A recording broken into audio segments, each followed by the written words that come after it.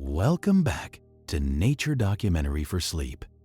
If you've been here before, leave a comment and consider liking and subscribing for more quiet geography. Tonight, you're stepping into Oymyakon, where winter is not scenery, it's a constraint. It's 10:40 in the morning, and you climb out of a tired van into air that steals heat on contact. Your eyelashes stiffen, your breath dries into crystals, and the silence feels safer than it is. At minus 52 degrees Celsius, simple things become tasks. Zippers, laces, even opening a door. You try to walk to the guest house without unpacking because the distance looks short in daylight, but within minutes, your fingers lose fine control and your face stops giving reliable feedback. The first lesson lands gently and inconveniently. Cold slows sound, slows thinking, and hides damage until it's already done. So what exactly fails first in your body and your gear when temperature inversion and moisture turn routine transitions into frostbite math? You think the cold will announce itself like fire does. It does not. It behaves more like debt, quiet at first, then suddenly do. You take 3 steps and your boots squeak like dry foam on dry glass. Snow here is not powder. It is crushed, aged air. Your nostrils pinch shut on instinct because every inhale feels sharpened. The village road looks harmless, a single lane of packed, white with tire grooves. But the air is so dense and still, it feels like you are walking through a parked car exhaust cloud. Not the smell, the weight. And within a minute, your teeth begin to ache, as if the cold is reaching them through your lips. You flex your fingers inside your gloves and feel the delay. It is subtle, then it is not. You try your jacket zipper again, and the tab skates away from you like it is offended. This is the first concrete escalation, and it is embarrassing because your body is still warm at the core and your hands are already failing. A man outside a fence watches you with a look that is not unkind. It is the look you give someone who has decided to learn a lesson the hard way.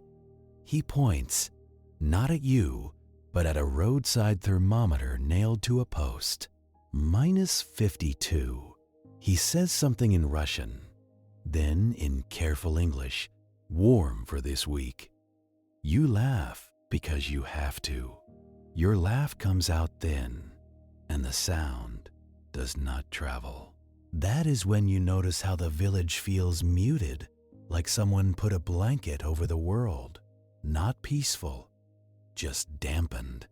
Cold air does not carry sound well, and neither do cold nerves carry warning. You take your phone out to check the map, and the screen lags like it is. Thinking, you watch the battery icon drop a percent, then another, as if it is bleeding out. You put it back inside your coat fast because electronics panic before people do. The guest house is supposed to be a short walk. You can see it, a low wooden building with a metal roof and a door framed by frost. You make a small decision, and it feels rational.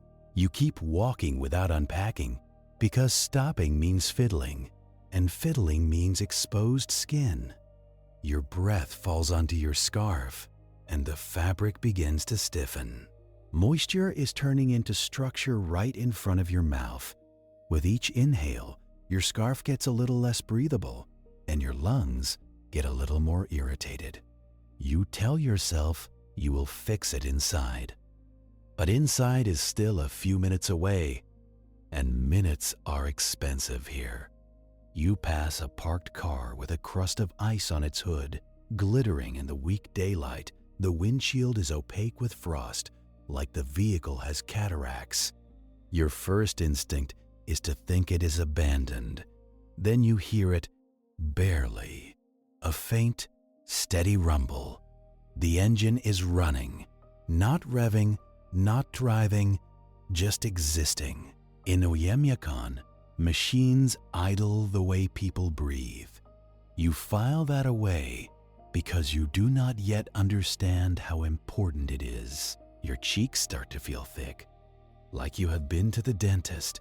You rub them through your glove, and the sensation is dull, delayed, and wrong. That is a new development too, a quiet one. Pain is a useful signal, and the cold is turning your signal into static. You reach the guest house door and grab the handle with your bare thumb by accident. The metal bites you, not like a burn, like adhesion. Your skin sticks for a fraction of a second, and you peel it away with a small, sharp flinch. Congratulations! You have just learned that cold can injure without movement, without drama, without noise. You get the door open, and a wave of warmer air hits your face. It feels soft, then it feels suspicious, because warmth here is never free. Warmth means combustion, and combustion means fuel, and fuel means labor. You step inside, and the air smells like coal smoke and wet wool. The entryway is crowded with boots that look oversized and serious, like equipment for another species. A woman in a headscarf looks up from a table, and her eyes go straight to your face. Not your passport, not your bag, your cheeks. She says a word, then repeats it slower. Frostnip. She points to a bench and makes a small downward motion with her hand. Sit. You obey, because the bench is close and obedience saves calories. Your cheekbones prickle as warmth returns, and the sensation is unpleasant. It is the feeling of circulation arguing with itself. The woman brings a cup of tea that tastes like smoke and old leaves. You hold it with both hands, and the heat sinks into your palms like a slow apology.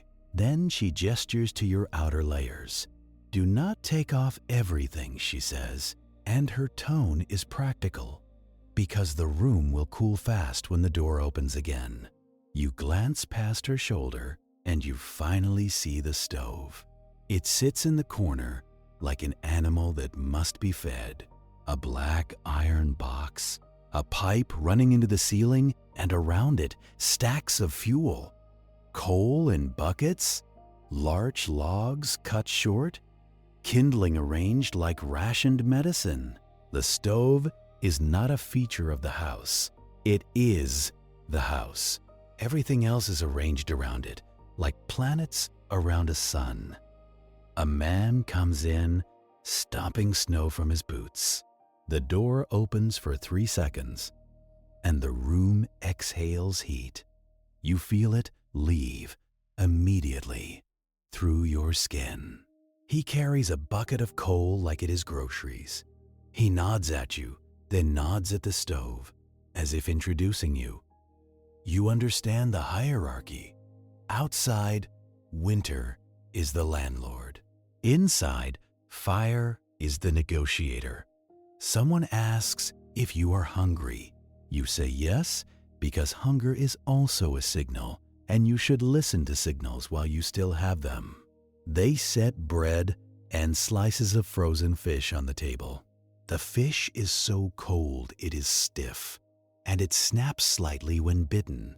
Your teeth protest, but your body seems grateful. Calories are not comfort here. They are insulation. Your gloves lie on the bench, and you watch frost evaporate from them in slow motion. That is when you notice the air inside is humid. Not tropical humid, but lived-in humid. Breath, steam, boiling water, Wet fabric drying. Moisture is everywhere, and in this climate, moisture is always planning a betrayal. A boy brings in a plastic jerry can and sets it near the stove. It is full of ice, not water. Ice. You expect someone to laugh at you for staring, but they do not. This is normal. Pipes freeze, taps become decorations, and water becomes something you store in solid form. The woman takes a knife and chips the top of the ice, then drops chunks into a pot. She sets the pot on the stove like a slow ritual. You are watching a village do chemistry just to drink. You make another decision, one that feels like a way to earn your place here. You offer to help. The man looks you over, then hands you an empty bucket. "Coal," he says, and gestures outside. You stand, and you feel the heat leave your thighs as soon as you move away from the stove. You pull your hat back on because even indoors, your body is being drafted. Outside again, the cold takes your breath like a mugging. Not dramatic, just immediate. Your lungs tighten, and you switch to smaller inhales without thinking. You pick up coal with gloved hands, and the pieces clack like black ceramic.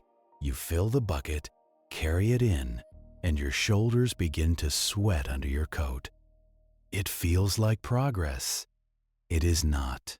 Sweat is success that turns into a liability. You step back outside for a second bucket, and the dampness under your layers cools. It does not just cool, it sets, like plaster. Your back becomes a cold sponge pressed against your skin. You realize you are manufacturing your own hypothermia, one helpful task at a time. The man notices you shifting your shoulders, the tiny shiver you try to hide. He says a sentence in Russian, then gives you the simple version. "No sweat," he says. He points at your coat, then makes a slicing motion. Open, vent. You crack the zipper at the top and let some heat escape. Even though it feels wrong, it is a strange lesson that you must waste heat to survive cold. Inside again, you stand near the stove and do not remove your layers. You let the sweat dry slowly instead. Before it can freeze outside, the woman watches you like a nurse watching a stubborn patient. She nods once, approving. Then she points at your scarf, which has stiffened into a crescent shape. "Ice," she says. She pulls it away from your mouth gently, and it makes a faint, cracking sound. Breath turns to glass here, not literally, but close enough to matter. She hands you a different face covering, thicker, with a shape that holds away from your lips. It is designed to keep moisture from accumulating right where you need airflow. Your gear is learning, whether you do or not. You sit again, and the room settles. Coal pops softly in the stove, a small percussion of survival. Someone opens a window for a moment, and you feel the temperature drop like a curtain falling. Then it closes, and the heat resumes its slow push outward. The entire house is a fragile bubble, a bubble made of timber, insulation, and routine. You ask, quietly, why this place is so cold? Not in a poetic way, in a practical way, like you are asking why a staircase is missing a step. The man leans back and looks toward the window, where the glass is rimmed with frost flowers. He explains in pieces, with gestures. The village sits in a basin, a low valley where cold air sinks and stays. In winter, the ground loses heat fast under clear skies. The air near the surface becomes colder than the air above it. A temperature inversion, he says. then translates it into human. Cold floods in and cannot drain out. Like water in a bowl, you imagine the valley as a bathtub of air, filling every night with invisible ice. And Oymyakon, sitting at the bottom, is the drain that never opens. That is the reveal that changes the feeling of the place. This is not just latitude. It is geography making a trap. You glance at the door again, and you think about your earlier walk. You did not feel wind. You were grateful for it. But wind is not the only enemy. Stillness can be worse because it lets cold pool and linger. It makes the air heavy with itself. The man tells you another ordinary rule, as if discussing traffic. Never go far alone, he says. Not for photos, not for pride. Because if you fall, or your zipper jams, or you lose a glove, the distance back becomes a negotiation you cannot win. You nod, and you mean it. Then you feel your phone vibrate once inside your pocket, weakly, like a dying insect. You take it out and see a low battery warning. It has been indoors for a while, and it is still draining fast. Cold has already reduced it. You put it away again, and you accept that your usual tools are now unreliable narrators. A small child runs past you and out the door, then back in, laughing. He is dressed like a pillow with eyes. His cheeks are red, and his eyelashes are white. He has been conditioned by routine, by short exposures, by adults who watch him carefully. You are not conditioned. You are visiting, which means you have no instincts for this operating system. By late afternoon, the light begins to flatten. The sun is present, but weak, like a lamp behind a sheet. The man tells you there is time for a short walk, but not alone. He says the river valley is close, and you should see it before you try anything, because the land teaches faster than words. This is your decision point, and it is simple. You can stay by the stove, safe, and learn nothing. Or you can step back into the basin and learn the rules while you still have help. You choose the walk. You start layering with more intention now. Not more bulk, just smarter order. Dry base layer, then insulation, then shell. You switch to mittens over gloves because fingers survive in groups. You put spare batteries inside an inner pocket against your chest. You add goggles not because it is snowing, but because cold air can irritate your eyes until they water and tears freeze. Outside, the air looks the same, but it feels slightly sharper than at midday. The cold has been pooling all day, waiting for night to seal the lid. You follow a packed track that leads away from houses and toward open lowland. The snow underfoot is polished by repeated passage. It reflects the sky with a dull metallic sheen. Every exhale leaves a cloud that lingers low, unwilling to rise. The man walks ahead with the relaxed posture of someone who knows where the edges are. You walk behind, counting your breaths without meaning to. In the distance, a line of dark trees marks the slope. Spruce and larch, thin and stubborn. Between you and them, the land dips slightly. Not dramatic, not a canyon, just enough to collect air. You feel it as you descend, like stepping into colder water. Your face tightens, and the skin on your nose complains first. You think wind chill will be the enemy, because that is how cold is taught in safer places. Wrong. There is hardly any wind. The valley is a bowl, and the cold is sitting in it, unmoving. The man stops and lets you stand still for a moment. He wants you to feel the inversion, not just hear about it. You look up at the sky, pale and washed, and you imagine warmer air floating above you. It is strange, upside-down weather, where higher can mean safer. You take out your phone to take a photo, just a quick one.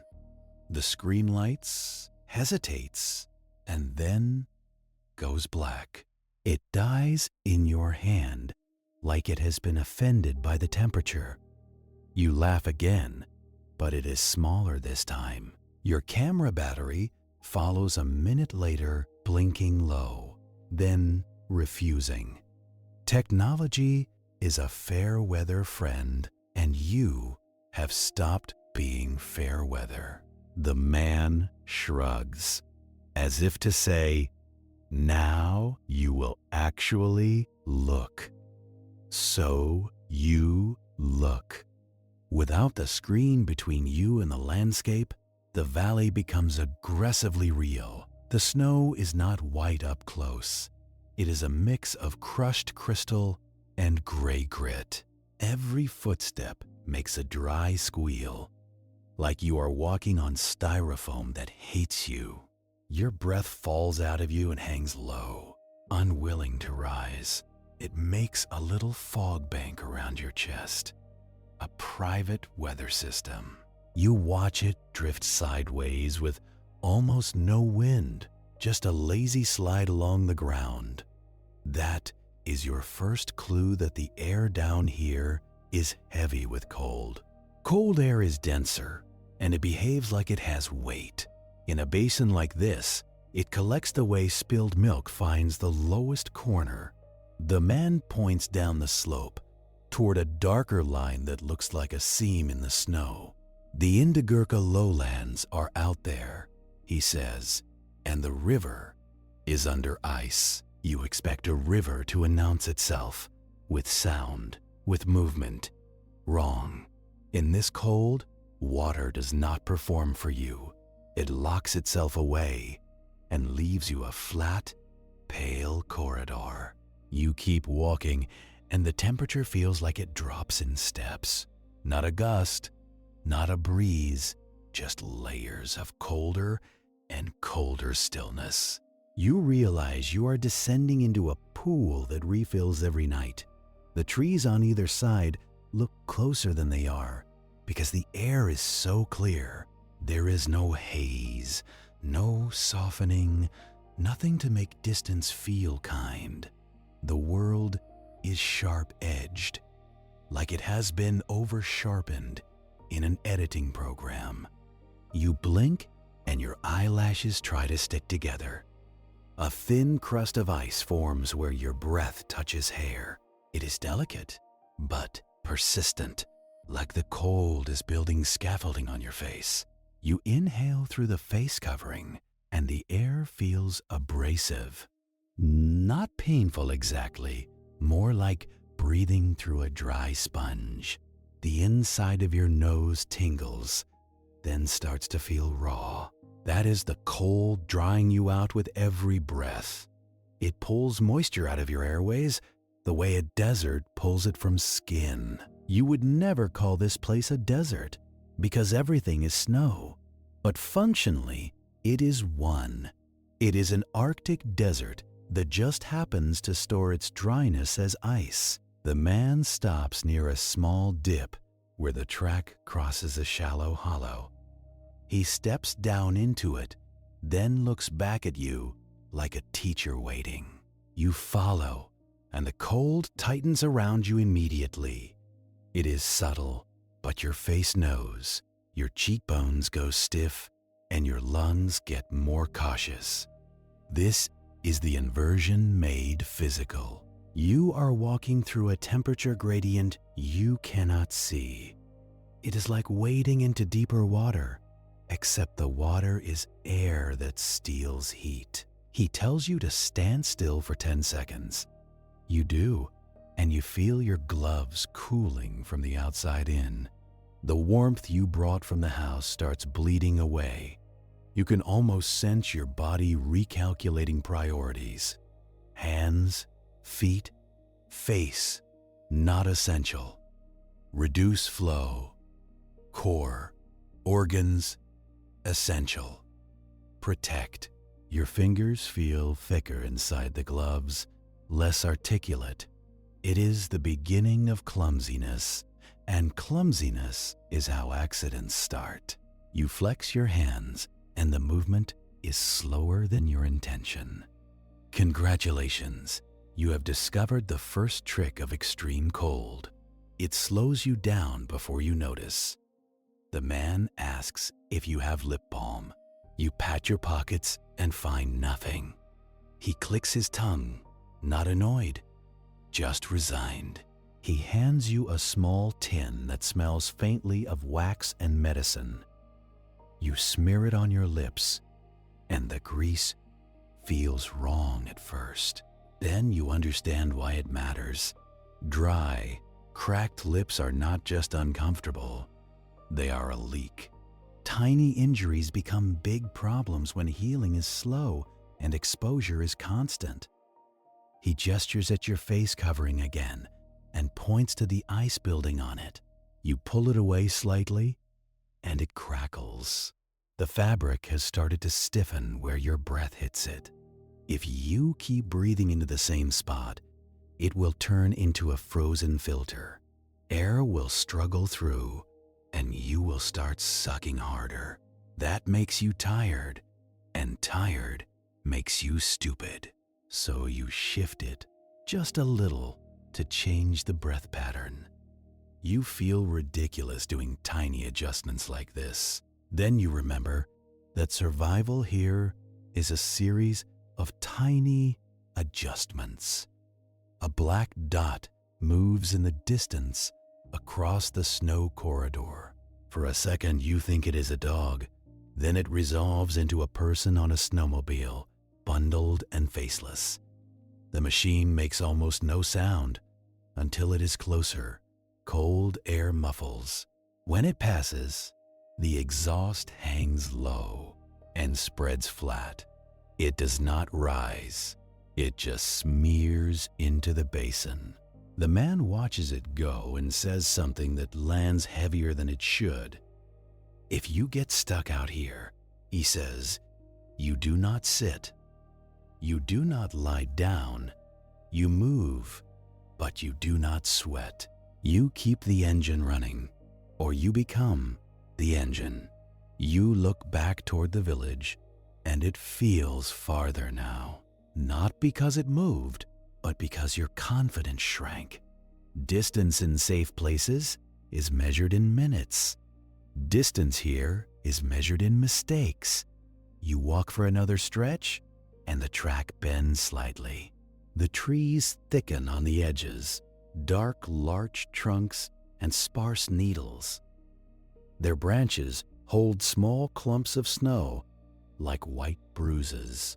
The forest looks like shelter, and that is a dangerous thought. Shelter is not always warm, and warmth is the only shelter that counts. The man points to a patch of snow that looks smoother than the rest. He tells you to step off the track. Just one step. You do, and your boot sinks slightly, not deep, but enough. You feel a tiny change in resistance, and you lose balance for a half second. That half second matters. If you fall and put your hand down, you expose skin. If you fumble and remove a glove, you expose skin. You recover, but your heart rate bumps up. A bump in heart rate means a bump in sweat potential. The man nods, satisfied, and guides you back onto the packed path. He is showing you that even the snow is a trap when it is not compacted. Powder in warmer climates is playful. Powder here is a way to waste energy. You keep moving, and the cold in your nostrils starts to crackle again. It is a faint sensation, like tiny bubbles popping. You realize It is your nose hairs freezing. Not painfully, just audibly inside your head. The man hears you sniff and warns you not to. If you sniff hard, he says, you can damage the tissue. Everything is so dry and brittle, including you. You slow your breathing. Smaller, steadier. Your chest feels tight, like the air is too pure and too cold. Your body wants to cough, but you resist. A cough means a big exhale, and a big exhale means more moisture freezing on your face covering. This is how absurd it gets. You are managing breath mechanics like a machine operator. The sun lowers and the light turns bluish. The snow stops looking bright and starts looking like metal. Shadows lengthen into the hollows, and the hollows feel colder just to look at. You think about the basin again. Night is coming, and the bowl is about to refill. The man turns back toward the village. He does not ask if you want to continue. He can see your face, the slight tightening around your eyes, the way you keep rubbing your nose through your mitten. That is the local language of limits. On the way back, you notice smoke columns above the houses. They rise, then flatten, then spread. The inversion is not just trapping cold, it is trapping everything. Exhaust, smoke, moisture, the byproducts of survival. The village is running on fire, and the basin is holding its breath. When you reach the first fence line, you see the idling cars again. One outside a shop, another near a gate, another half buried in frost. Each one is a small statement of fear. Not dramatic fear, just practical fear of a machine that will not restart. The man gestures toward one and tells you the next rule. Out here, you do not turn off an engine unless you are certain it will turn back on. Because metal shrinks in cold, oil thickens, batteries weaken, fuel does not atomize well, and rubber becomes stiff as wood. Your car becomes a sculpture while you are still sitting in it. He tells you about block heaters and how people plug in cars like they are phones. He tells you about keeping a fire under an engine pan. In older days, it sounds medieval because it is. A village at -50 is not modern or ancient. It is whatever works. You go inside again, and the warmth hits like a narcotic. It feels good, and that is exactly the problem, because it makes you want to undress fast, to relax, to melt. The woman stops you with a look and a hand gesture. Slow, she says. She points to your layers and mimics peeling them off one at a time. If you strip too quickly, sweat blooms. If sweat blooms, you soak the base layer. Then the next time you go out, you carry a frozen towel against your skin. So you do it properly, like a ritual. You loosen the outer shell first and let the trapped heat vent. You wait, letting your skin cool a little before exposing it. Then you remove gloves, then hat, then the outer coat. Your scarf is a stiff arc of ice now. You set it near the stove, and it begins to soften, dripping slightly. That drip is your breath, reclaimed as water. The woman laughs quietly at your expression. You look disturbed, and she looks amused. You are learning that your body is leaking into the room constantly. The air inside is humid again, and you can see it now. Every person is a kettle in a sealed wooden house. All that moisture has to go somewhere. It clings to walls, freezes in corners, and turns into a film on windows. Then the windows bloom with frost patterns. Beautiful and useless. You watch someone open the door and the warm air rushes out. It is visible as a brief ghost of steam.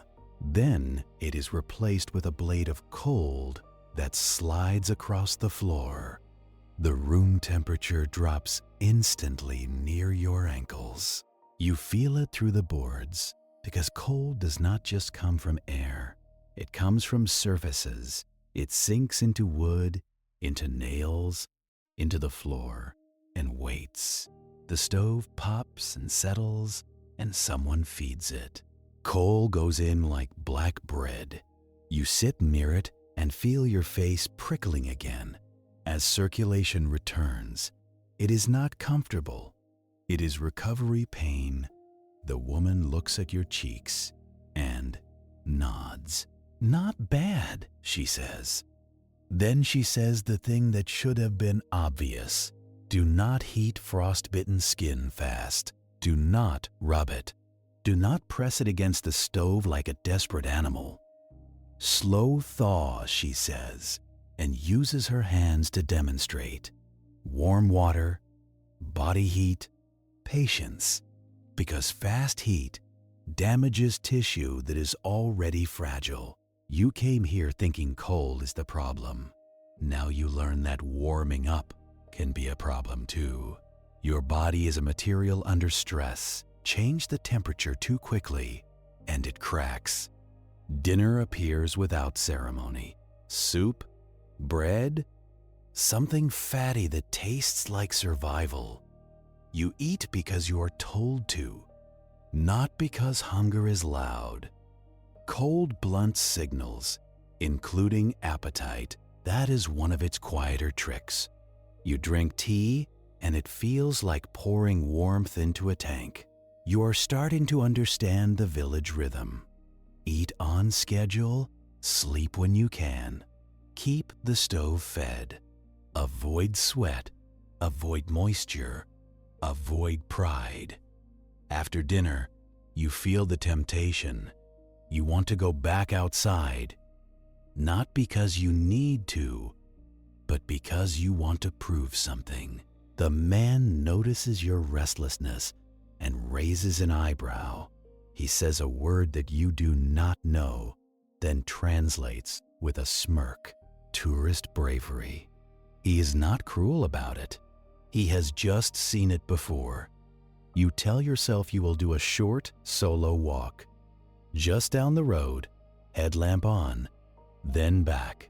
A little acclamation, you think. The logic sounds clean in your head, like a plan. The woman frowns immediately. The man pauses, then asks, "What you will wear?" You point to your gloves and hat and the face covering. He looks at your hands and shakes his head. "Mittens?" he says. You wave it off because gloves feel more precise. You want to be able to use the headlamp strap, the door latch, your pockets. Precision feels like safety. Wrong again. Precision without warmth is just a way to freeze faster with better technique. You also skip the thick face balm because it feels greasy. You want to be comfortable. Congratulations. You have chosen comfort in a place where comfort is a trap. The man hands you a headlamp anyway and adjusts the strap for you. He tells you 10 minutes, no more. He says it the way you say, "Do not touch the stove." You nod, eager, already half outside in your mind. You step out, and the cold hits harder now. The sun is gone, and the basin is sealing shut.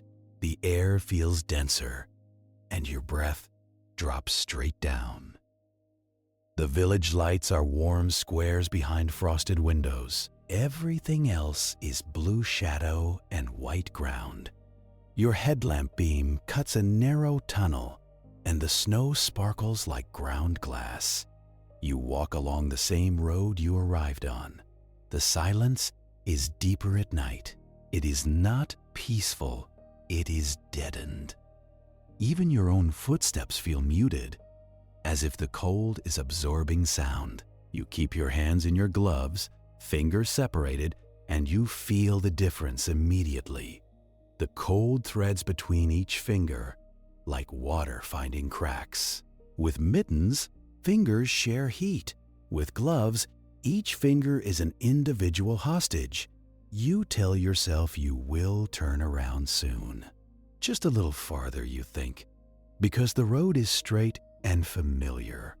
Then you notice how your face is changing. Your cheeks go numb. Then the numbness spreads into a strange, waxy feeling. It is not pain. It is the absence of pain. And that is the warning. Your nose feels like it belongs to someone else. Your breathing becomes shallower, not from fear, but because cold air hurts. It feels like inhaling through a thin sheet of metal. You try to breathe through your scarf, but it has already started to stiffen again. Moisture is freezing in the fibers. You take a deeper breath by instinct, and the cold catches in your chest. You cough once, and the cough feels like it scrapes your throat. The sound is loud in your own head, but it does not travel. You stop walking and stand still, and that is when you realize you have waited too long. The moment you stop, the cold rushes into the stillness of your body. Movement was generating heat, small but real. Now, your temperature starts sliding faster.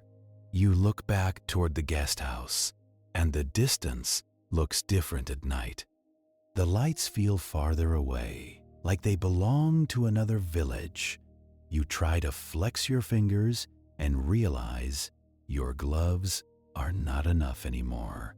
Your fingers feel clumsy, slow to respond. You reach up to adjust your headlamp, and the strap buckle feels impossible. Your glove slips, and you expose a strip of wrist skin for a second. It is like touching a freezer wall with wet hands.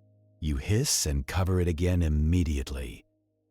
That tiny exposure is all it takes to make you understand the math. At these temperatures, seconds are a currency you cannot afford to waste. You start walking back faster, and the faster pace builds warmth. Then you feel sweat starting under your back. The sweat is faint, but you notice it, and that scares you more than the cold. Sweat means you will be wet inside your insulation. Wet means you will freeze from the inside out. When you stop, you try to slow down while still moving, a stupid balancing act. Your face feels numb enough that you cannot tell what is happening to it. You touch your cheek through the glove and feel nothing useful. You keep going, and your mind starts doing something subtle. It narrows. It becomes less interested in options, less creative. It wants one simple thing: warmth. Now, that is how cold kills. Not with drama, but with a shrinking of decision-making. When you finally reach the guest house door, your hand fumbles the handle twice. The metal is brutally cold. Even through the glove, your fingers do not do what you ask them to. You force the latch, get inside, and stumble into the warm air. The woman looks up instantly, eyes snapping to your face again.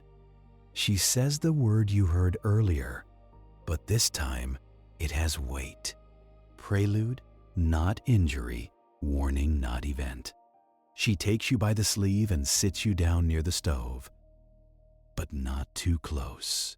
The man comes over and looks at your cheeks under the light. He does not touch them right away. He watches. Your skin is pale in spots, and the texture looks slightly wrong, like wax. The woman brings a bowl of warm water, not hot. She dips a cloth and presses it gently against your cheek. It feels like needles. That pain is circulation returning, and it is a relief. It means you are not completely numb for the wrong reason.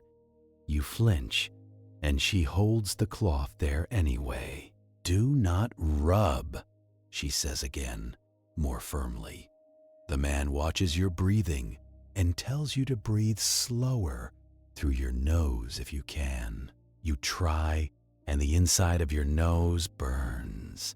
The cloth warms your face gradually, and color returns in patches.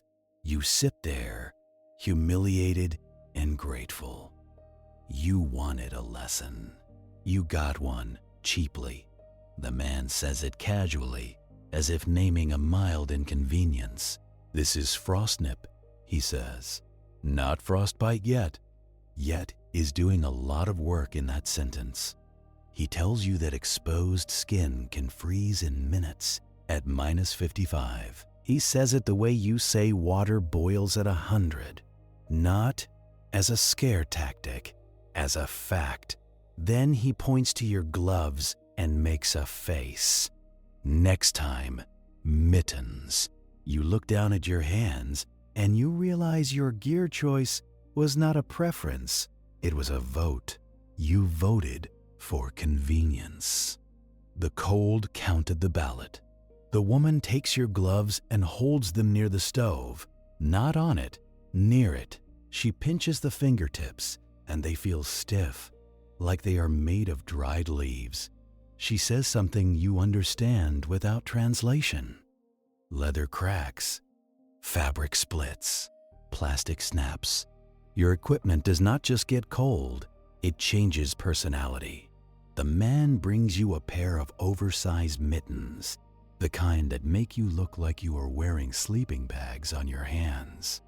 He drops them in your lap like a punishment and a gift. You slide your hands in, and the warmth is not immediate, but it is communal. Your fingers stop being 5 separate emergencies. They become one warm argument. Someone pours more tea, and the cup fogs your glasses instantly. You lift them, wipe them, and the cloth leaves a smear because the moisture freezes before it can be absorbed. Even indoors, the cold is still doing paperwork. The man sits across from you and speaks in that calm, practical way that makes everything sound survivable. He tells you the word again, frostnip, and then he gives you the next one, frostbite. He does not say it like a horror story. He says it like a diagnosis. He explains that frostnip is your skin, warning you. Frostbite is your skin surrendering. In human terms, your tissues stop getting blood. The water inside cells turns to ice, and ice is not gentle. Ice expands. Ice punctures. Ice ruins the microscopic architecture you need to keep your fingers and face as yours. You nod because you can feel the truth in your cheeks, still tingling as they rejoin your body. The woman checks your nose with the back of her fingers. Not the tips, the back, because the tips lie in cold. She hums once, satisfied, and returns to the stove. And that is when you hear it. Under the house sounds, under the kettle, under the coal pop, a steady cough from outside, an engine.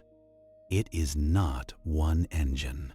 It is several, scattered through the village like distant campfires. You ask why, even though you already suspect the answer.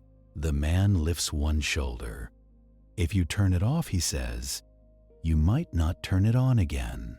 He tells you what the cold does to machines, and it sounds like what it does to people. Oil thickens until it moves like honey.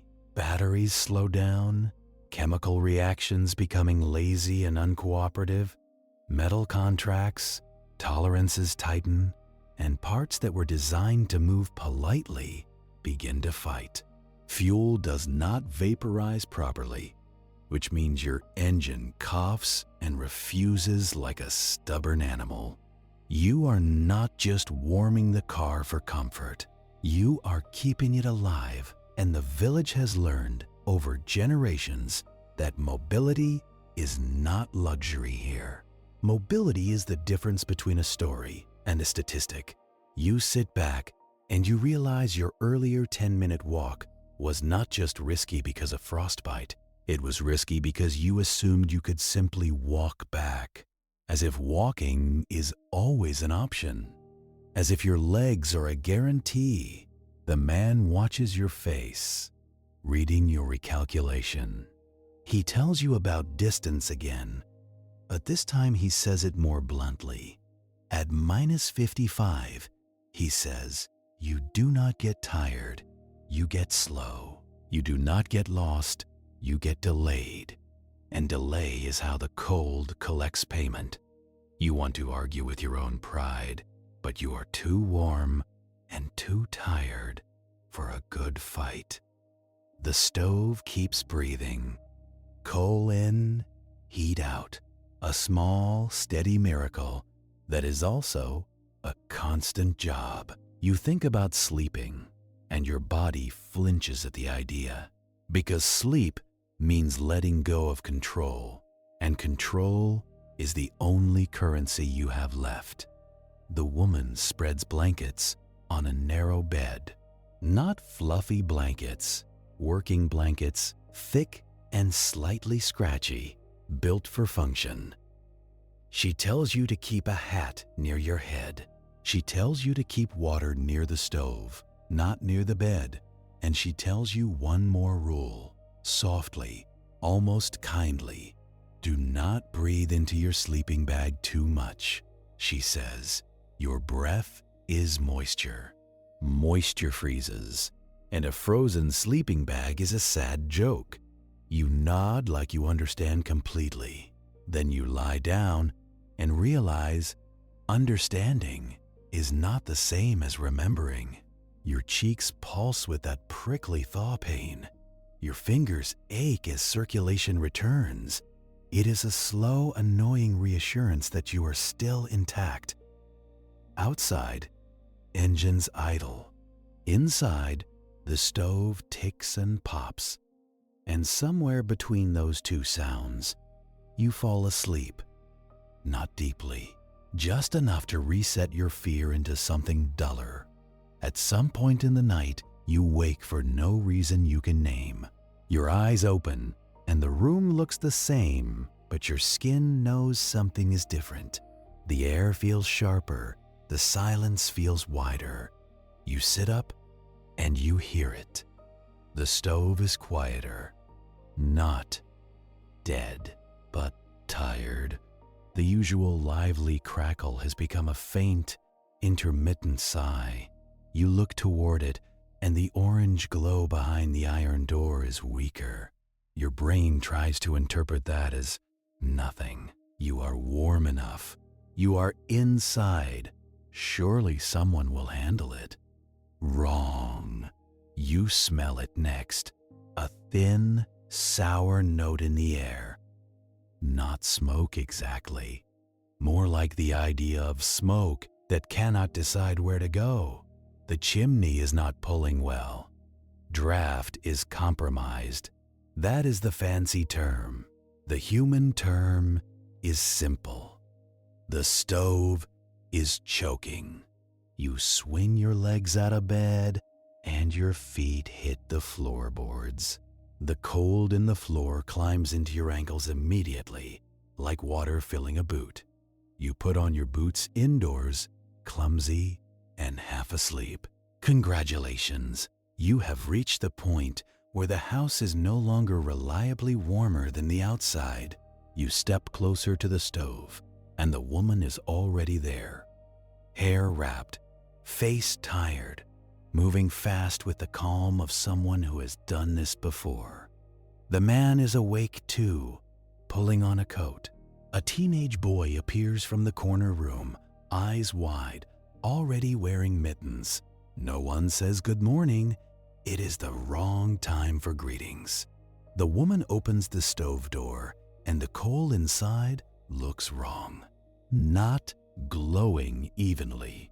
A few dull embers, like a city during a blackout. She adds kindling. It catches reluctantly. She adds coal. It sits there like a threat. The man points upward, toward the pipe. He says a word, and then the English version, ice. You stare at the chimney pipe, and for a moment, you cannot understand how ice gets in there.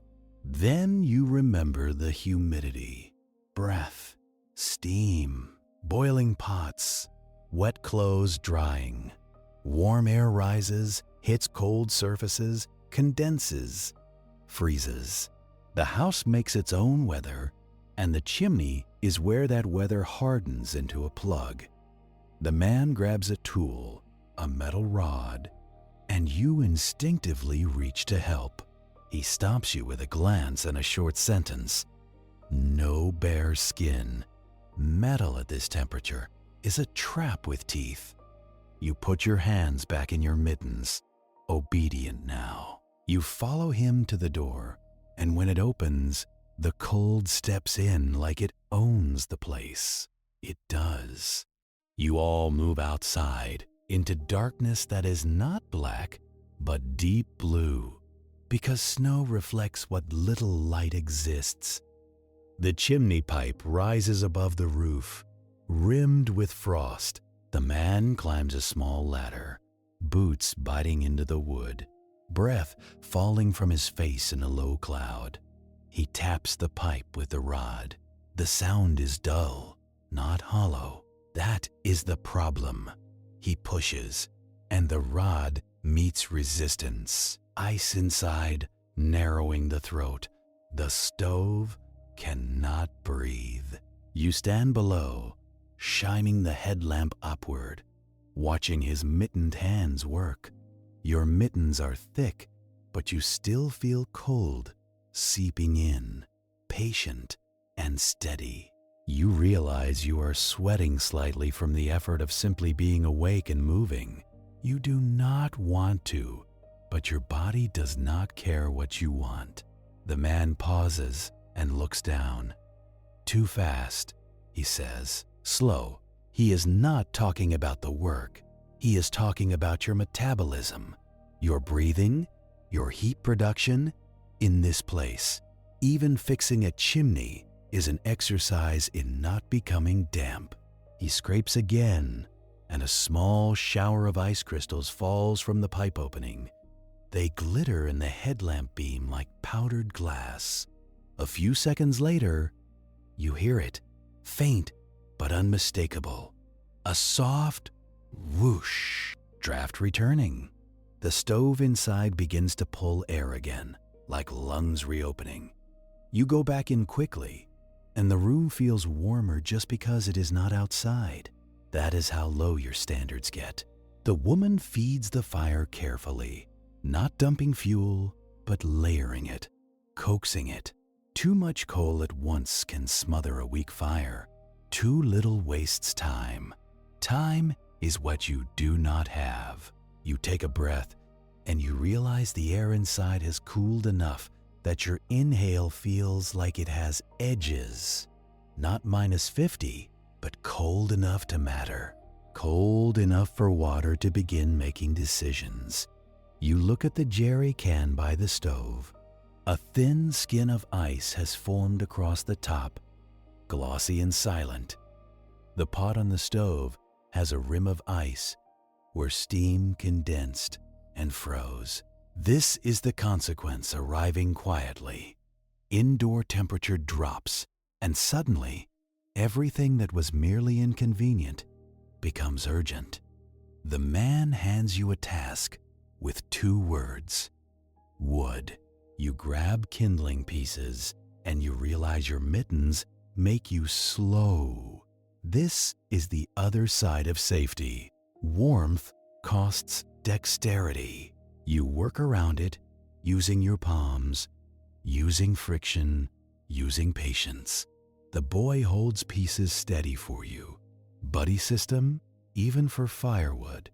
Because if you fumble and drop something, you waste seconds. And seconds are the only thing the cold is always happy to take. The stove gradually wakes. The iron begins to radiate again, not just glow. You feel warmth on your shins, then on your hands, then on your face. But you also feel something else. Dampness. Your base layers have absorbed moisture, not just sweat, but breath and ambient humidity. Hours in a small room full of people, all exhaling, all drying clothes, all boiling water. Your clothing is not wet in a dramatic way. It is wet in a way that becomes dangerous later. You realize you have lost something without ever dropping it. You have lost dryness, and dryness is your emergency fund. The woman brings out spare fabric and she tells you to swap base layers if you have them. You check your bag and your fingers fumble with zippers again, even in warmth, because your hands are tired. You find a spare layer and it feels cool to the touch. Not frozen, but chilled from the room air. You turn away, change quickly, and immediately protect the removed layer by hanging it near the stove. Not on the stove, near. Everything is near.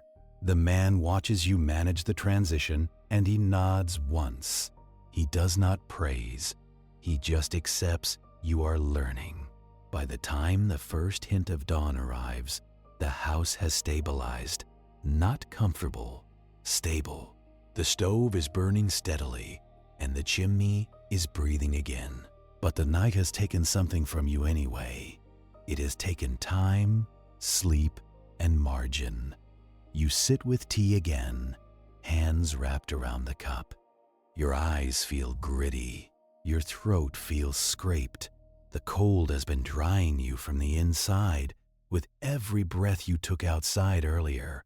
Even indoors, the air is dry enough to make your lips feel tight. The man looks out the window at the faint light and he tells you something you did not want to hear. Colder spell, he says. He points to the sky. Clear. No clouds. No insulation. A clear sky is beautiful in photographs. A clear sky is also the fastest way to lose heat at night. Radiation cooling, he says, and then translates it. The ground throws its warmth into space. Space does not throw it back. You had an outing planned, something longer, maybe farther down the valley, maybe to a viewpoint, maybe to stand in the famous cold like it is a trophy. The man shakes his head. Not today, not after the stove trouble, not with your kit now compromised by moisture, not with the weather settling into deeper cold. Your pride wants to argue again, but your body has stopped being an ally to your pride. Your body wants boring safety, and that is when they tell you the new plan. Relocate. A building with more reliable heat. Generator backed. More fuel. More redundancy. Not as cozy, maybe, but less fragile. You feel an immediate, childish disappointment. Then you feel the adult understanding underneath it. You are not here to win. You are here to remain uninjured in a place that does not care. You pack slowly, not because you are careful by nature, but because your hands are still clumsy in the cold pockets of the room. Your gear feels heavier than yesterday, not because you brought more, because your fabric holds ice in its fibers, invisible weight. Your confidence feels lighter for the same reason. It leaked out in the night, along with the heat. Late morning arrives like a compromise. The sky is pale, almost white, and the sun is a rumor behind it. You step outside with your bag, and the air hits your lungs like a dry slap. The vehicle waiting for you is already running. Of course it is. Exhaust hangs low, then spreads flat along the snow. The Basin is still holding everything down. You climb into the back seat, and the warmth inside feels too good. The heater is on. The windows are slightly fogged. You want to close your eyes. The man cracks a window instead. Just a finger width. Cold air hisses in. You look at him like he is insane. He gives you the reason with a tired half smile. Condensation, he says. If you let the inside get too humid, the moisture freezes on windows, on seals, inside locks. Then you stop, and the doors do not open. Or worse, they do open, and they do not close again. The vehicle begins to move, tires crunching on hard-packed snow. The road out of the village is not a road in the way you are used to. It is a path that exists because the ground is frozen into obedience. In summer, this would be mud, swamp, broken earth. In winter, it is a highway made of locked soil. That is the paradox. The cold that threatens you also builds infrastructure. You ride through a landscape that looks gentle because snow smooths everything into curves. But you know what is under it. Uneven ground, hidden ruts, ice that can fracture. The forest closes in, spruce and larch standing stiff as if bracing against impact. The trees are not tall in a triumphant way. They are tall in a starving way. Taiga growth is slow, thin, and patient. The trunks are dark and the branches hold frost like old lace. The sky stays clear, the light stays flat, and the cold stays constant. You think motion will keep you warm. Wrong again. Motion keeps the engine warm. You are along for the ride, and your body is dealing with a new problem. Comfort cycling. The heater warms your skin, and you start to relax. Then you stop for a moment and step outside, and the cold hits harder because you were warm. Warm skin loses heat faster at first. It is a cruel little curve. You are told to keep your layers on inside the vehicle, even if you feel ridiculous.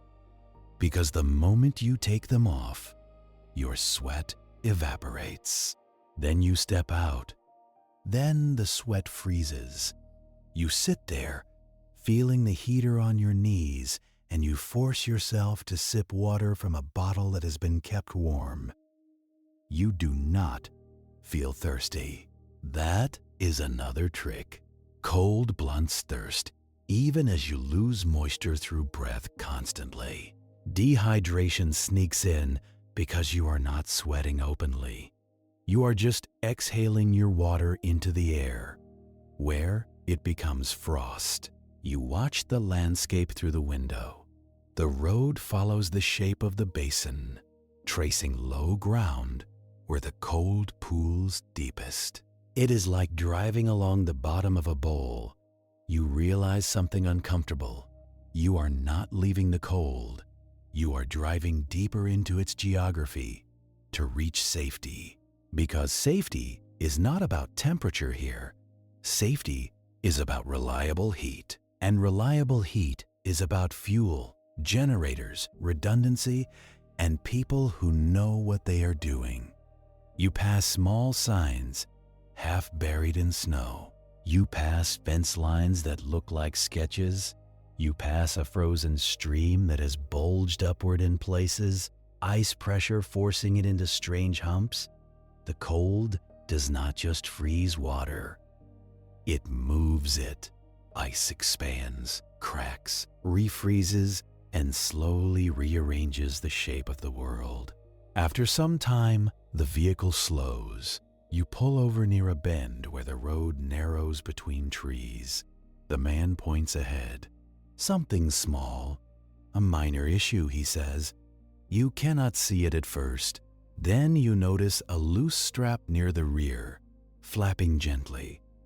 A simple thing. A nothing thing. But nothing things become real here. You all get out. The cold wraps around you instantly, and the warmth from the vehicle becomes a memory. Your breath drops in a thick plume, and it falls around your chest. The strap is attached to a bundled load, and the buckle is plastic. The man reaches for it and then stops. He looks at the buckle, and you see the worry. Plastic becomes brittle at these temperatures. You touch it with a mitten, gently, and it feels like it could shatter from a harsh word. The man tries to flex it, slowly. It snaps anyway. Clean break. No drama. Just a small sound, like a dry twig. This is the cascade you were warned about. A minor stop becomes longer because you need a workaround. Longer means more exposure.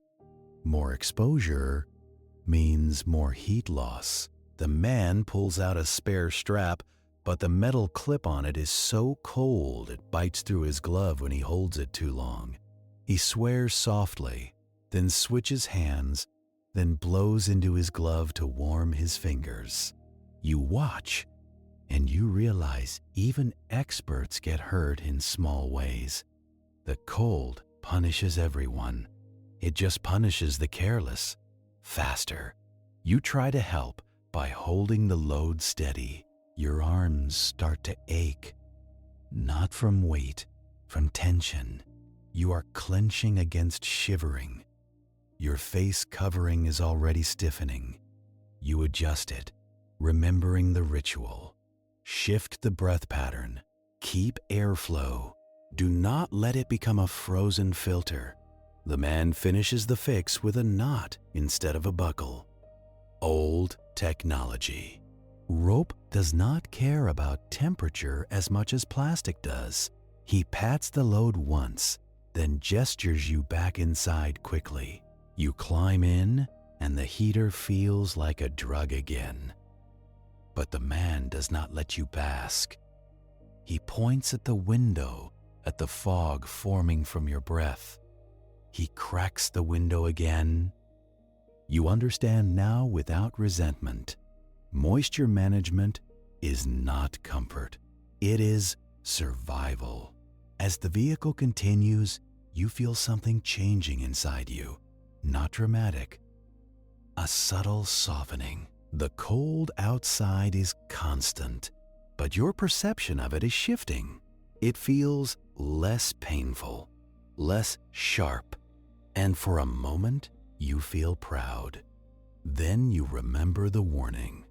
Numb does not mean adapted.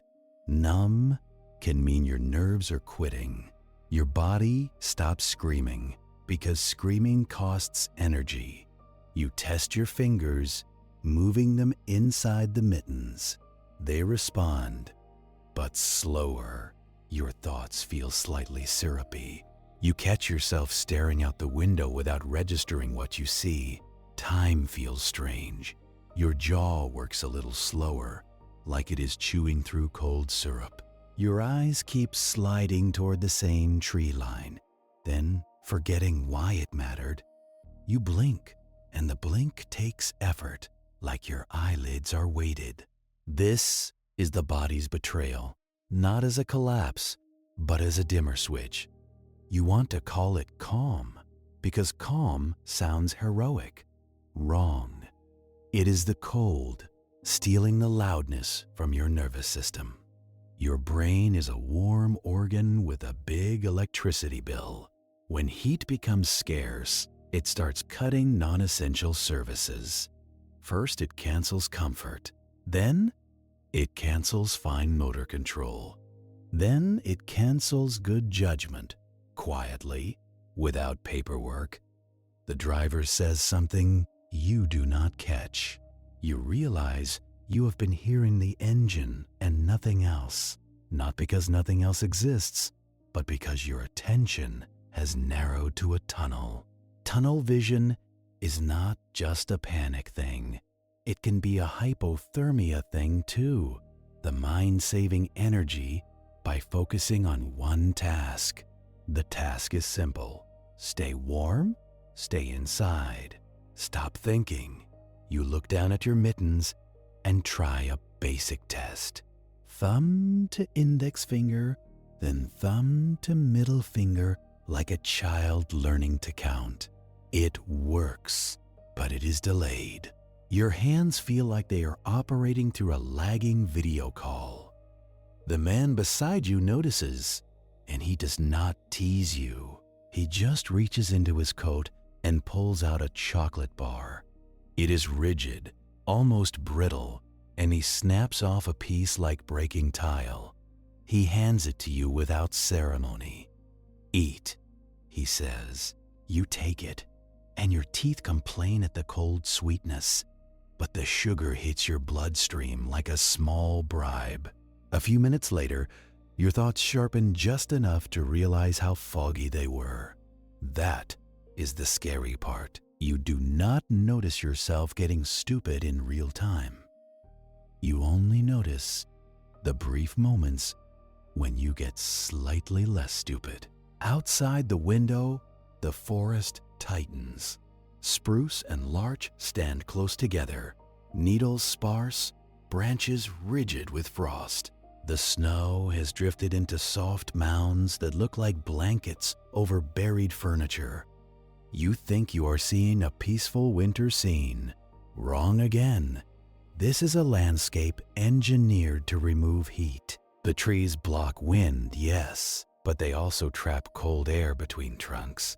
Snow reflects sunlight away and insulates the ground so it cannot share warmth upward.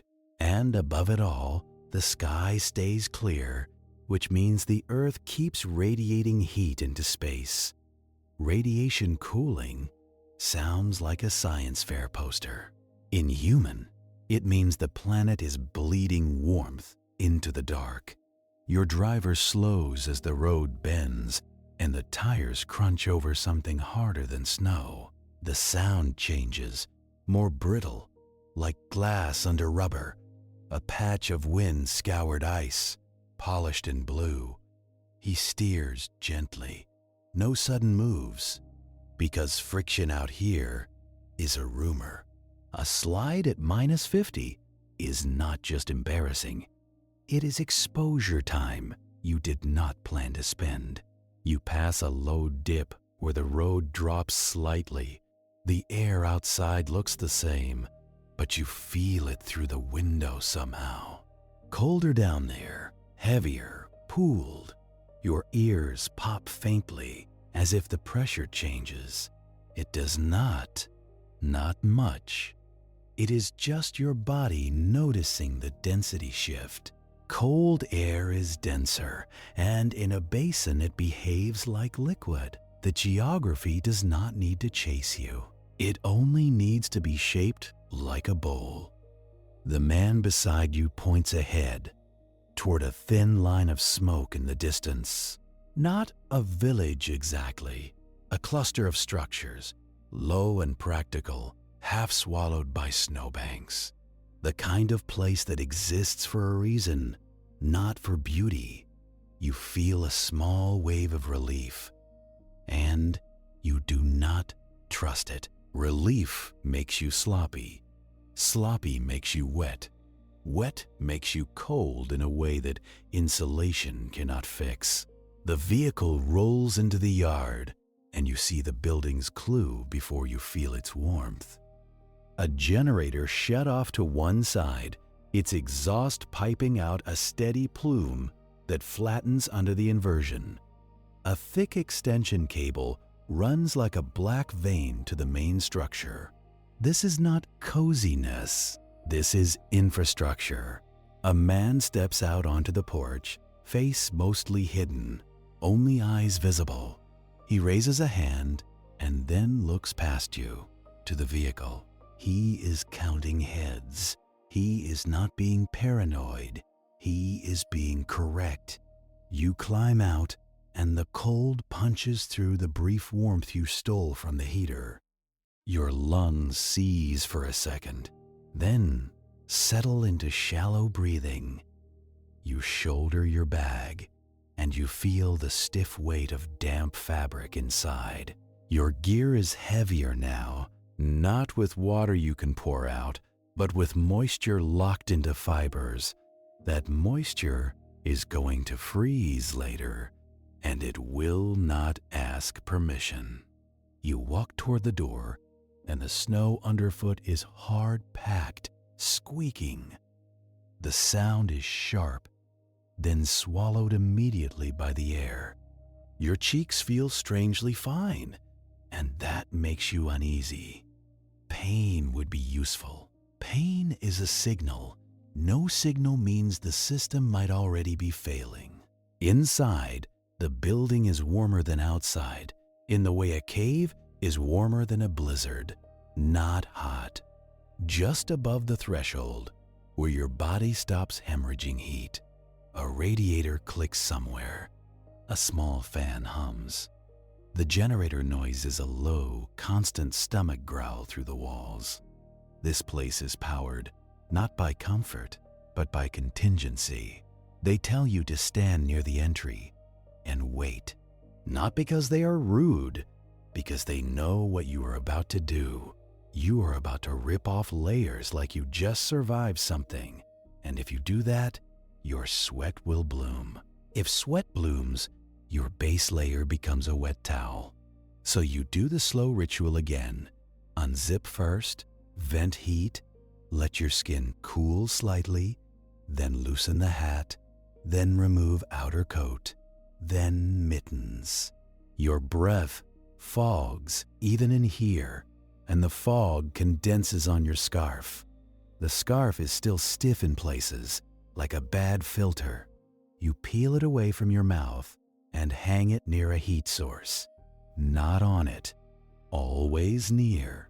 A woman you have not met points to a line strung near the ceiling, already crowded with drying gloves and socks. Everything is hung like a small museum of dampness, because dampness is the only thing in this region that multiplies fast. You unzip your bag and pull out your extra base layer. It is not warm, but it is dry, and dry is what matters. The man from the village watches you with that same calm scrutiny. He sees you hesitate, and he points at your current shirt. Change, he says. You want to argue that you feel fine. Then you catch yourself wanting to argue, and that is the clue. Fine is not a trustworthy feeling right now. You turn away and change quickly. The fabric against your skin feels like paper at first, then like relief. You hang the damp layer up, and it begins to steam faintly. That steam is your lost margin, evaporating back into the room. Someone hands you a bowl of something fatty and hot, broth with meat, a slick of oil floating on top like a survival film. You sip, and the warmth slides down your throat. It does not just warm you, it hydrates you, which is a different kind of rescue. Cold air has been stripping water from your lungs all day. Every breath out is a tiny donation to the frost on your scarf. You can feel it now in your mouth, dry, tacky, like you have been chewing cotton. You eat anyway because you are told to. Survival here is obeying boring instructions before you feel like you need them. The building's heat is steady, but not generous. There are cold zones, corners where the air sits still. Your boots remain cold, no matter how long you stand near the radiator. Your toes feel present, but distant, like they are in another room. The man taps the side of his own boot and gives you a look. Wiggle, he says. Not for warmth from movement, for circulation. Circulation is the only heater your toes get. You sit on a bench and finally allow your muscles to unclench. Your shoulders drop, and with that drop comes a shiver. Not from cold, from release. Your nervous system is catching up, like a delayed tremor after an earthquake. This is the body's way of burning fuel to make heat, a controlled inefficiency. Shivering looks dramatic, but it is just chemistry doing overtime. A man across the room laughs softly and says something in Russian. The village man translates with a tired grin. "Now you are warm enough to shake," he says. "Congratulations, you have achieved the luxury of involuntary heat production." You sit there, letting your hands tingle as sensation returns. The tingling becomes pins and needles, then a dull ache. That ache is annoying, and you welcome it. Annoyance means your nerves are still reporting. You look at your fingertips for color. Pinkish, not white, not gray. You watch your partner, the man from the village, check his own face in a small mirror. Not vanity, data. He then looks at you and tilts his head. "Cheeks," he says. You touch them lightly with the back of your fingers, feeling for texture. They feel normal, which means you cannot assume anything. He brings the mirror to you anyway. Your cheeks look slightly mottled, like the blood is returning unevenly. You do not rub. You do not press them against heat. You just sit and let your body do what it can do. Slowly. Slow is the theme here. Slow movement, slow warming, slow decisions. Fast anything is where you break. The generator hum becomes background. And that is when your mind starts to wander again. Not into romance, into arithmetic. How far are you from the village now? How far from help if the generator fails? How much fuel do they have? How quickly does the building cool if heat stops? You do not have to ask. You can see it in the way they treat the generator like a living thing. Someone checks it every hour. Someone listens for changes in pitch. Someone smells the air for exhaust that should not be inside. Because heat is not a given. Heat is a machine that must be watched. You try to stand, and your legs feel oddly heavy. Not weak, heavy, as if your blood is thicker. In cold, blood vessels constrict to protect core temperature. It is smart in the short term. In the long term, it starves your extremities, so your hands and feet get less blood. And less blood means less heat, and less heat means numbness. Numbness is not peace. It is retreat. A man offers you a cigarette outside. You decline partly because your lungs already feel scraped. He shrugs, and you watch him pull on boots and a hat like he is preparing for a spacewalk. He opens the door, and the cold slides in as if invited. The room temperature changes immediately, a small drop you can feel on your face. It is a reminder that this building is not a fortress. It is a tent made of wood and electricity. The smoker steps out, and the door closes. The room recovers slowly, like a battery recharging. You glance at your gear hanging overhead. Your damp layer is steaming less now. That means it is drying, yes, but it also means that water has become vapor in the room, and vapor will find cold surfaces and freeze. Even in a heated building, the cold winds in the corners. You walk toward a frosted window and look out. The night has come early again, the sky deepening into indigo. Stars are beginning to appear, sharp and indifferent. There is no cloud cover, no blanket. You remember what the man said. Clear sky equals colder night. The ground is radiating its warmth upward into space, and space is not in a giving mood. You feel a sudden tiredness that is not normal tired, not the satisfying tired of work. A flat tired like your body is considering shutting down systems. This is the stage that looks like peace and feels like sleep. And it is dangerous. Hypothermia does not always come with teeth chattering and dramatic collapse. Sometimes it comes with a soft desire to stop caring. You sit back down and force yourself to eat more. Fat this time, something oily and salty. You chew slowly because your jaw is still sluggish. The village man nods approvingly, like you are doing homework. Then he asks you a question that feels insulting at first. "Do you feel warm?" he asks. You start to say yes. Then you catch the trap. Feeling warm is not the goal. Feeling functional is the goal. You answer honestly. "Not warm," you say, "but okay." He nods again. "Okay is good." He says, "Warm makes you sweat. Sweat makes you die." He does not say, but the sentence is there anyway. They lay out sleeping arrangements in the back room. Bunks, thin mattresses, thick blankets.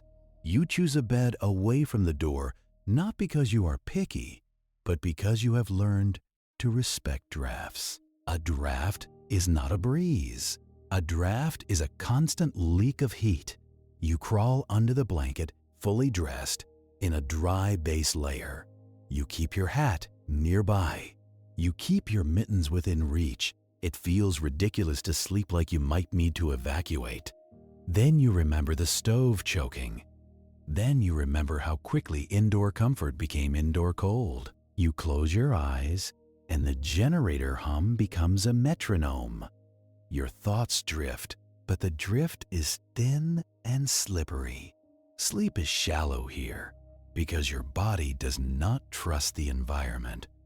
Sometime later, you wake to a small sound. Not an alarm, not shouting. A change in the generator's tone. It dips, then rises, like a throat clearing. You sit up, instantly more awake than you wanted to be. Across the room, someone is already standing, listening.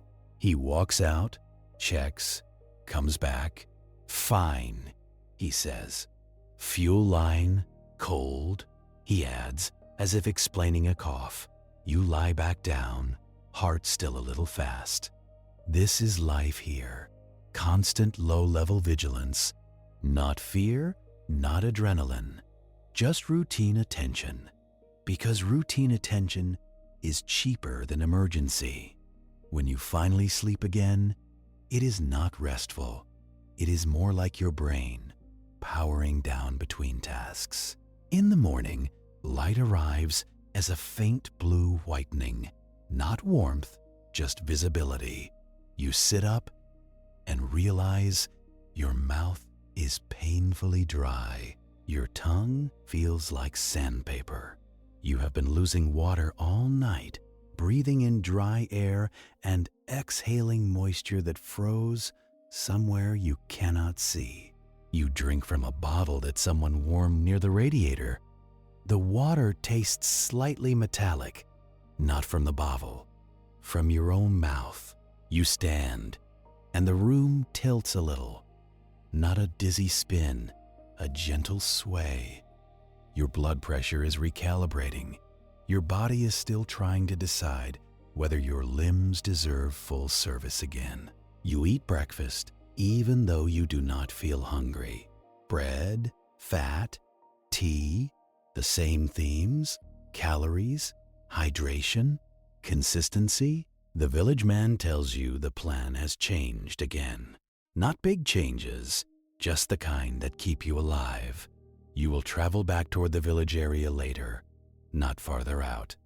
You will not do anything scenic. You will do logistics because the cold spell is deepening and your margin is still thin. You nod and you feel something like relief mixed with shame. Relief because you do not want to be tested again today. Shame because you came here thinking you wanted a test, but the environment is not interested in your character arc. It is interested in physics. You pull on your outer layers slowly, careful not to sweat. You shake out your scarf, now flexible again, and feel a faint crunch of remaining ice. You wrap it with a gap from your mouth, letting breath escape without saturating fabric.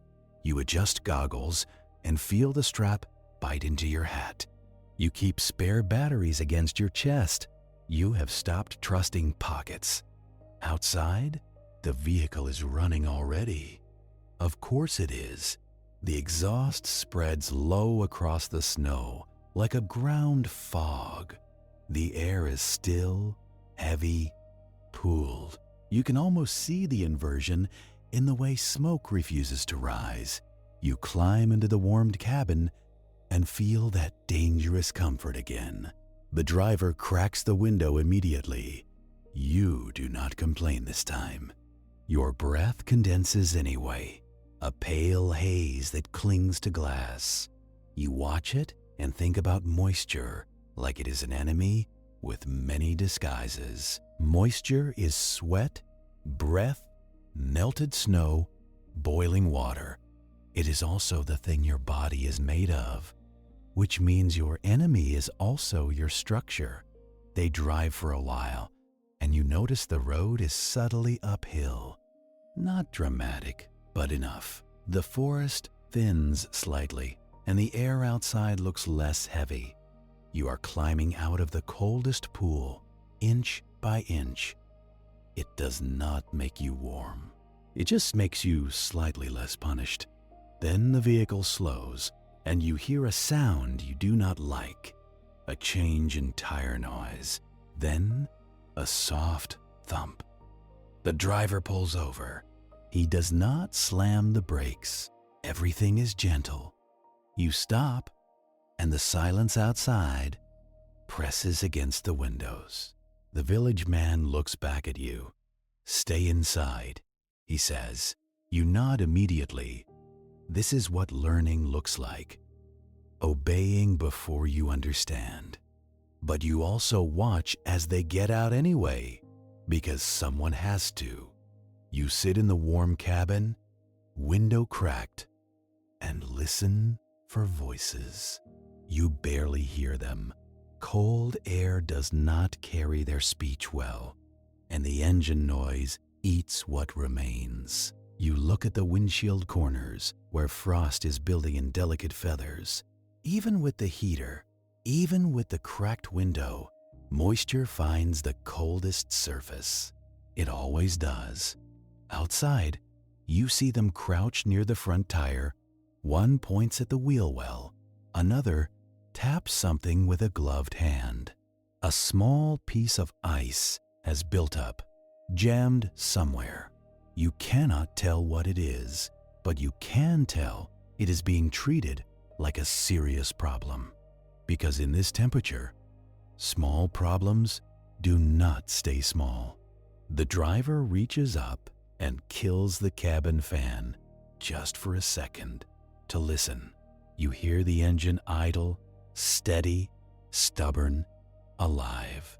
Then you hear a second sound, faint and wrong, a rhythmic scrape from the wheel well. It is the sound of ice behaving like sandpaper against plastic. You think this is a minor annoyance. Wrong. A scraping sound becomes a snapped cable, a torn liner, a jammed brake hose. And a jammed brake hose becomes a stopped vehicle in a place where stopping is an event. Outside, the men do not rush because rushing makes sweat. They move with the same slow precision you use when handling glass. One of them kneels and the snow squeaks under his boots. He reaches into the wheel arch with a gloved hand and pulls back like he touched a live wire. The glove did not save him from cold metal. It just bought him a half second of dignity. He tries again, this time using the handle of a tool, not his fingers. He chips at the ice plug like a dentist working on a stubborn tooth. The ice does not shatter like you want it to.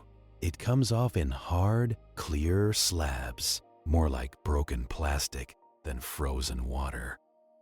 This is not fluffy snow. This is ice welded by pressure and temperature into something structural. You watch them work, and you do the math you have been avoiding. If the vehicle stops running for too long, the cabin becomes a freezer box. If the cabin becomes a freezer box, your damp gear becomes a liability again.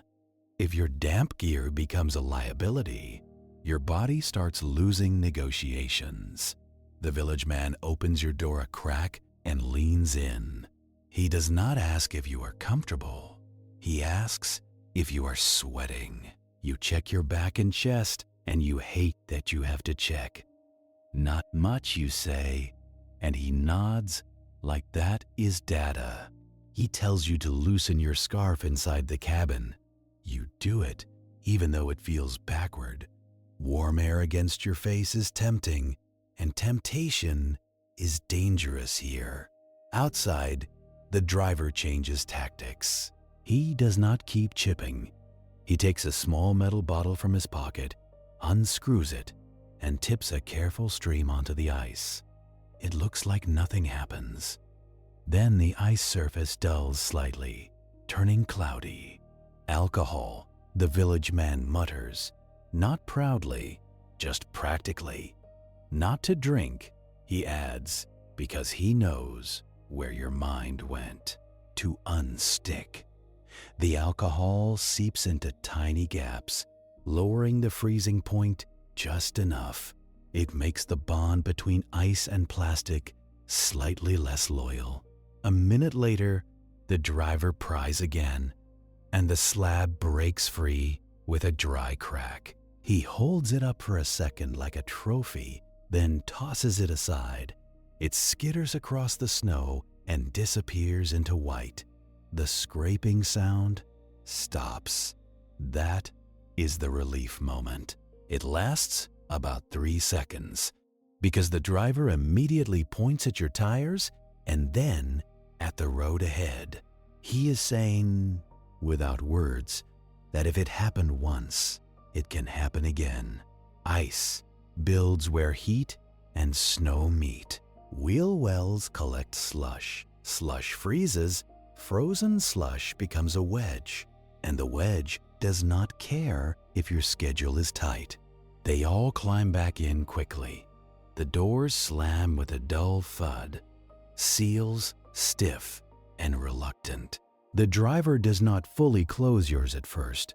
He reopens it and recloses it, pressing harder, listening for the seal to seat. A door that does not seal is a slow leak of warmth. A slow leak of warmth becomes fatigue, and fatigue becomes mistakes. The vehicle starts moving again, tires crunching, and you feel the tension in your shoulders ease. Then you realize your shoulders were tense in the first place.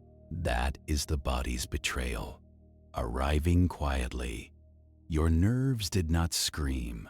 Your muscles just clenched without asking you. The road continues uphill, almost imperceptibly. The forest opens in places, revealing low ridges of snow and black tree lines. The sky stays clear, and the sun stays weak. You keep tasting dryness in your mouth. Like paper, you force yourself to drink again, even though you do not want to. The warmed water feels wrong going down because it makes you aware of your stomach. In cold, your body would prefer to forget it has a stomach. Digestion costs energy, and energy is being hoarded for heat. The village man sees you hesitate and hands you something else. Not water this time, but a small chunk of frozen fat, pale and waxy. It looks like soap. "Salo," he says, and watches your face. You chew it slowly, and it melts into salt and grease. It is not delicious. It is fuel that does not require romance. Fat gives you more heat per gram than sugar. That is the chemistry. The human version is simpler. In this place, you eat what burns slow. You ride for a long stretch without speaking. Conversation takes breath, and breath is moisture. Moisture is a future problem.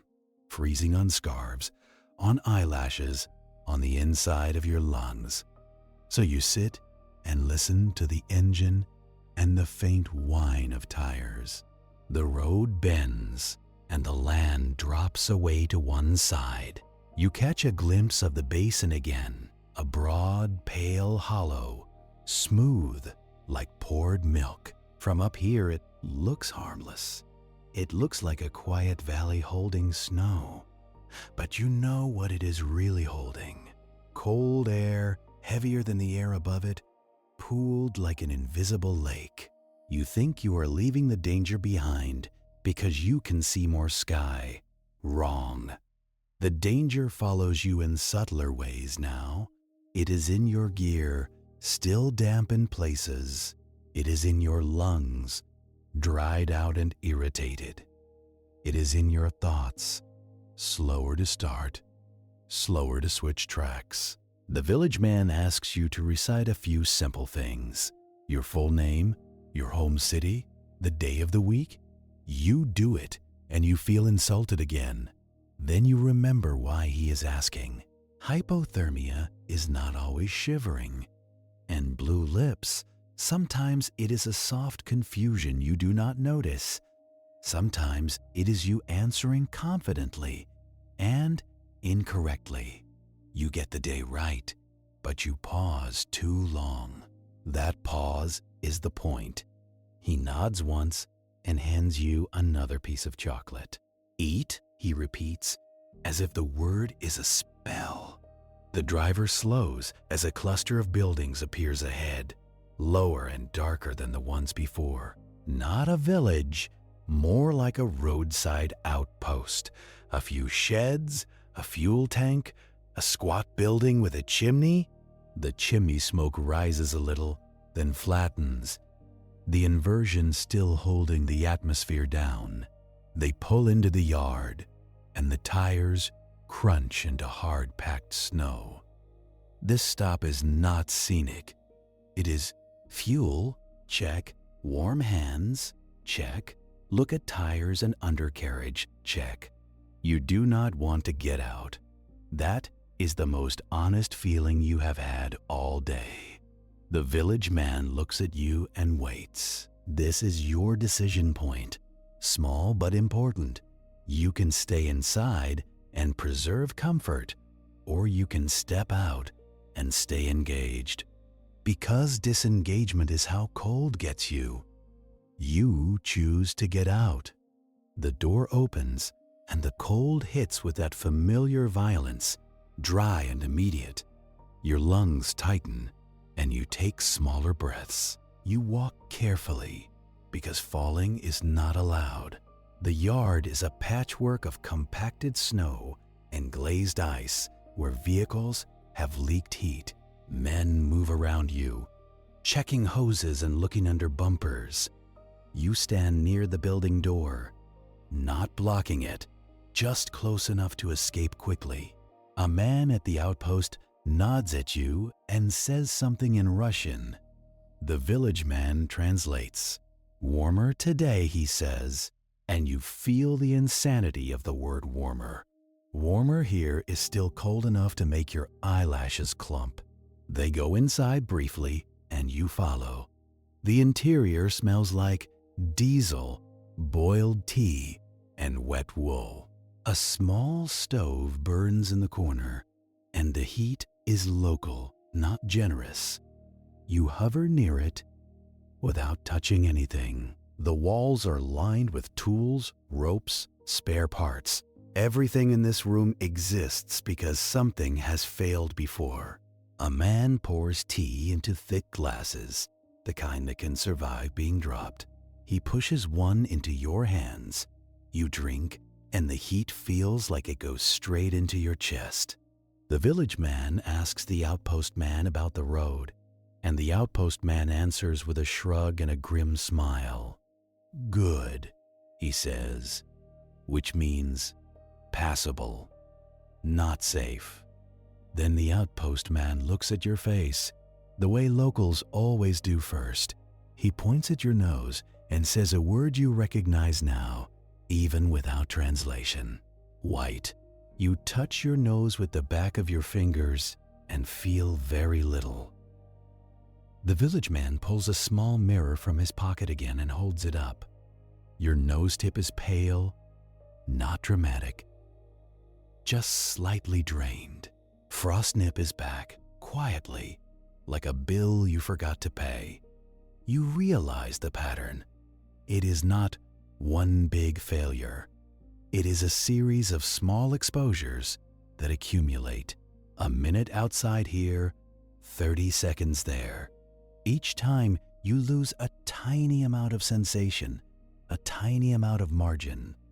The village man presses a warm hand against your cheek and then your nose.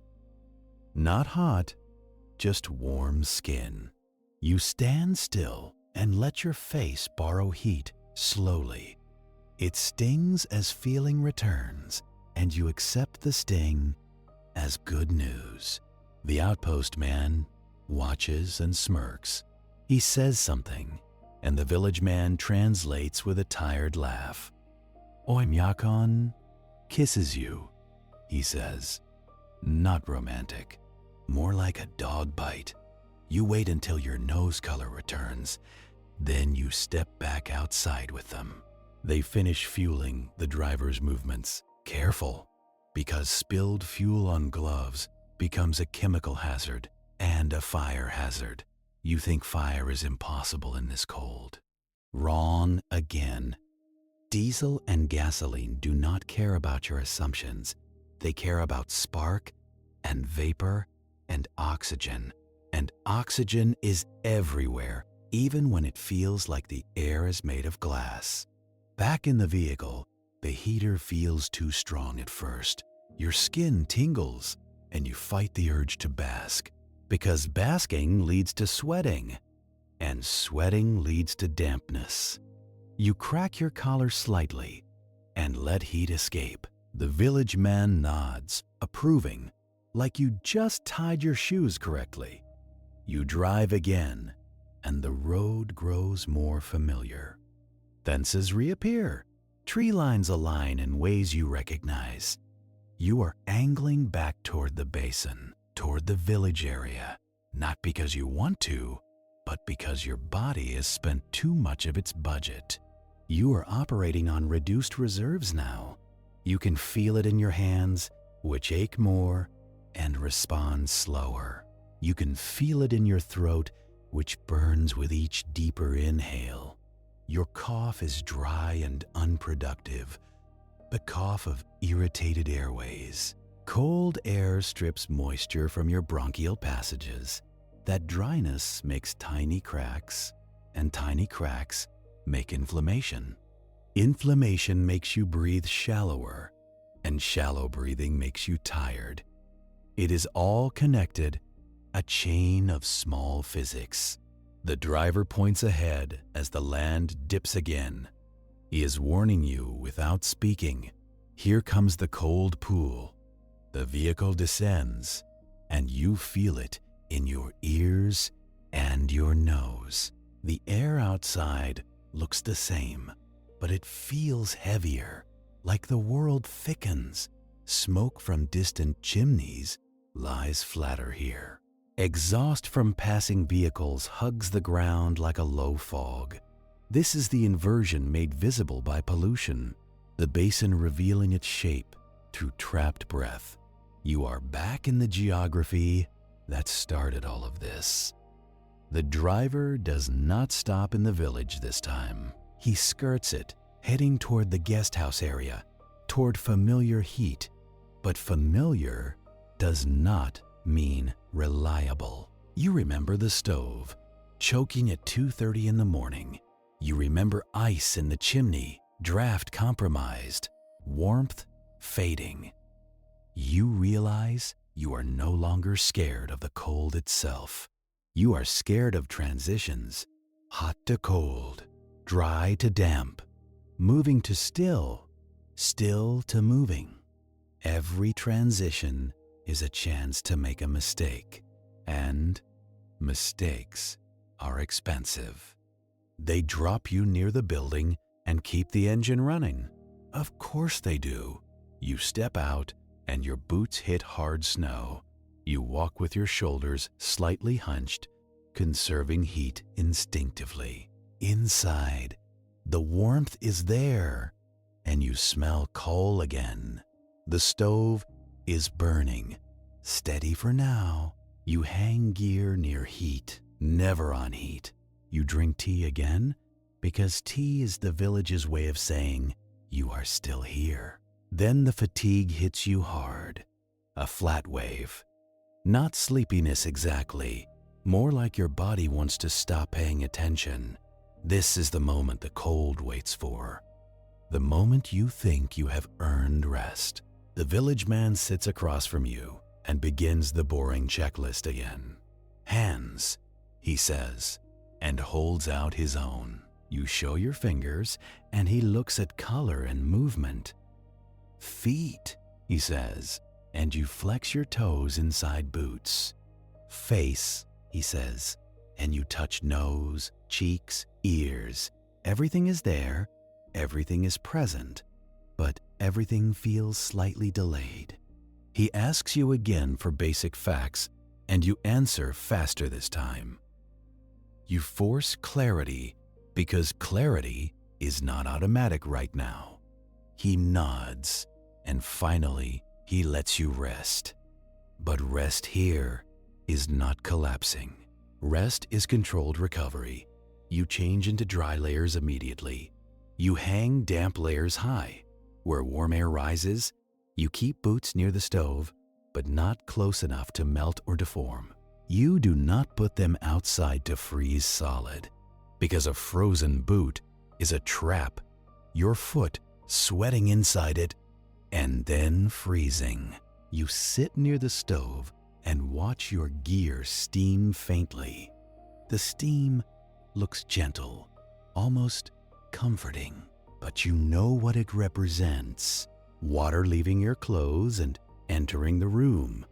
Water that will condense on cold surfaces and freeze again. The house is always fighting moisture, even while it fights cold. Outside, engines still cough in the distance. You can hear them through the walls, a low mechanical chorus. The village runs on combustion, and combustion is never silent. Night comes early again, the sky darkening into a clean, sharp black. Stars appear, too many, too clear. A clear sky is beautiful, and beautiful means cold. The woman checks the stove and adds coal with a practiced hand. She looks at you and says something you understand without translation. Sleep, but listen. You lie down fully clothed in dry layers, hat nearby, mittens within reach. You try to relax, and you realize your jaw is clenched. You force it to loosen. Your face still tingles in spots where Frostnip flirted earlier. It is not injury, but it is proof of how close the line is. The stove pops, and the sound is comforting in a primitive way.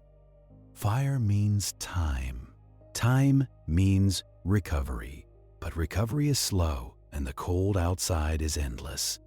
You drift into shallow sleep again, not deep enough to forget where you are, just deep enough to stop counting breaths.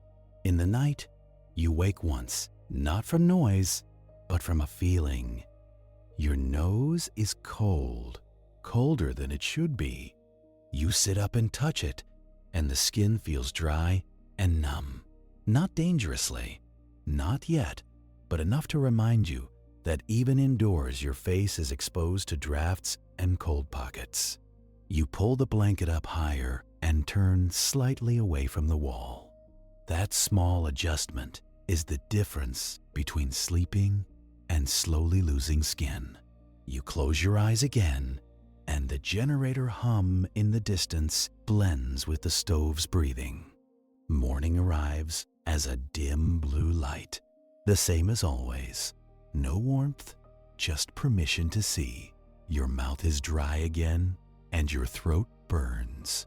You drink tea, then water, then eat fat and bread. You are following routine now, not because it feels good, but because routine is what keeps locals alive. The village man tells you the cold spell is still deepening. Clear skies, still air, inversion holding. The basin is doing what basins do, collecting cold like savings. You ask what temperature it is now, and he shrugs. It does not matter, he says. Not the number. What matters is what it does to time. He means frostbite time, hypothermia time, engine failure time, time to make a mistake, and time to pay for it. Later, you ride again, a short trip, not an adventure, just moving between heat sources and supplies. The vehicle stays idling at every stop. You begin to recognize which cars in the village are always running. The ones near the store, the ones near the clinic, the ones owned by people who cannot afford a no-start morning. You notice something else now too. The way the village is built, low, tucked into the basin, protected from wind but punished by pooled cold. You see chimneys everywhere and wood stacks like walls. You see fences that are more about guiding